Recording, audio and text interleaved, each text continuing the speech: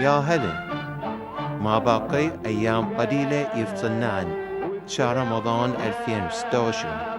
قبل ما نبدأ بالفيديو لا تنسون الاشتراك والقناة. خلوكم ويا فيديو.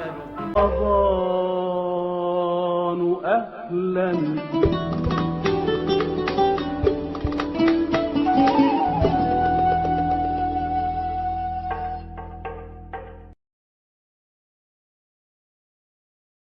باقي على شهر رمضان 2016 4 أيام. اللهم بلغنا رمضان لا فاقدين ولا مفقودين. كتبوا بالتعليقات من بيكم مشتاق لشهر رمضان. مع السلامة.